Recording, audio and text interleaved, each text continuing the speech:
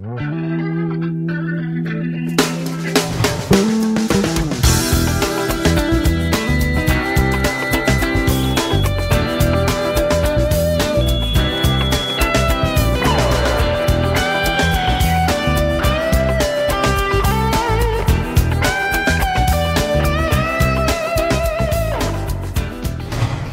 nga ng marami, kakambal na ng bawat politiko ang kontrobersya at mga issue.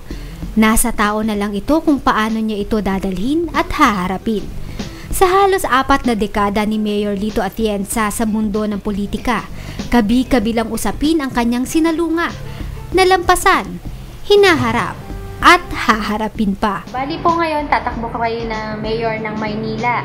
So, under what party po kayo ngayon tumatakbo? I retained my identity as a Liberal Party member. Palagay ko wala naman makapag-aalis sa akin ng karapatan ko na angkinin ko ang pagiging isang liberal.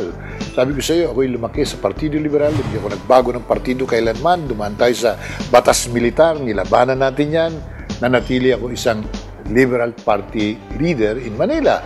So, and no one can deprive me of that right to identify myself with the Liberal Party. My party, that of my father and my family. One of the founders of the Liberal Party was my family. Sa Quiapo, tinatagyan, 1946. Isa rin sa mga key organizers, yung tiyo ko, Hermenegildo Atienza. Ano po yung pakikipag-usap nyo ngayon sa mga kapatid? Magkakalihis kami ngayon sapagkat yung aking bintang sa kanila na hindi nila masagot-sagot, na hindi sila nagbigay ng pagkakataon para sa isang malayang halalan sa liderato ng aming partido at inangkin na lamang nila yung leadership ay hindi nila masagot ng ganyan. We're still in the Supreme Court contesting the leadership of the Liberal Party, but alam ko hindi na madidesidihan yan before the elections. But we will pursue our cause after the elections. Kailangan isettle namin ang leadership issue ng Liberal Party. Naakusahan po kayo na kayo yung may kasalanan o ang DENR ang may kasalanan kung bakit nagkaroon ng malaking pagbaha dito sa Metro Manila. Palagi ko, di lang DENR ang dapat natin tugunan ang ating pansin. Kung gusto nating suriin ang dahilan sa baha, pagkukulang ng lahat, abuso sa kalikasan. So it's not the DENR. The DENR cannot clean up the environment by itself. Kailangan lahat ng local government units nandyan. Kailangan ng mamamayan kasali. At ngayong ipatutupad na ang first automated election sa bansa, umaasa si Mayor Atienza sa ikatatagumpay ng sistemang ito para sa proteksyon na rin ng demokrasya ng bansa. Ang hiling niya lang, sanay ang bawat isa ay maging alerto at responsable sa pagprotekta sa kanilang sariling balota upang maiwasan ang dayaan sa darating na eleksyon. Sir, meron po akong mga babanggitin na pangalan. Kung sinabi ko yung pangalan po, ano po ba ang unang sasabihin niyo sa kanila pag nakita niya sila? Isahan po natin kay Pangulong Arroyo. Salamat sa pagkakataon binigay niyo sa akin sa paglilingkod. I wish you all the best. Continue the economic program of the country. Kay Senator Franklin Drilon po. It's time to face me in an open election in the Liberal Party. Kay Mar Rojas. Again, do not go side by side with Franklin Drilon because he's not helping you, he's pulling you down. More experience, more governance, and more exposure to public service, I think, is needed. Kulang ng konti. Mayor Alfredo Lima. Tatalunin kita. Sani Rason.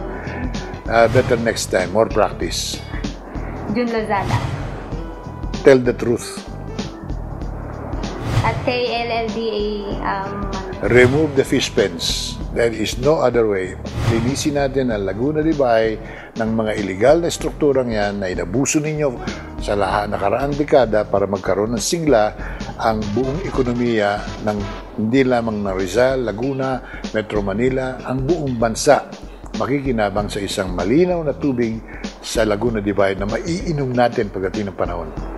Sa mga mamamayan po ng Manila, tignan niyong mabuti ang nangyayari sa paligid-ligid ngayon upang makapag-decide kayo ng tama sa darating na eleksyon. Sir, sino po si Lito Atienza bilang public servant at paano siya makikilala ng mga tao? Ako po ay humawak na ng maraming pwesto sa gobyerno, starting from being an information officer, veterinary inspection board general manager, Hawkers chairman, at ako po'y naging assemblyman ng Maynila, naging National Housing Authority General Manager, naging Vice Mayor ng Maynila, record-holding Mayor of Manila, and cabinet member handling the Department of Environment. From the smallest to the biggest responsibilities, isa lang po ang aking pamantayan: malinis na paglilingkod, pagtulong sa mga mahihirap, lalo na pagbibigay ng pagkakataon sa ating mga kapuspalad, at pagbibigay ng pag-iingat sa pangalang minana ko sa aking ama. Gusto ko namang ipamana rin sa aking mga anak isang malinis na pangalang Jose L. Atienza Jr. Do you see yourself as future president of the Philippines? Hindi ko nakikita ngayon yan. Basta tayo dapat magtrabaho, maglingkod at maglingkod. Paunlarin natin ang buhay ng ating mga kababayan. Ang hinaharap natin, ang Diyos lamang nakakalam. Okay po, salamat po sir for your time. Maraming salamat sa pagkakataon. Prima, Message po. paalalahanan ko na lang ang ating mga kababayan na pag-aralan nating mabuti ang mga issue rito sa kampanyang ito para makapag-decide kayo ng tama. Okay, thank you sir. Well said. Salamat. Thank you.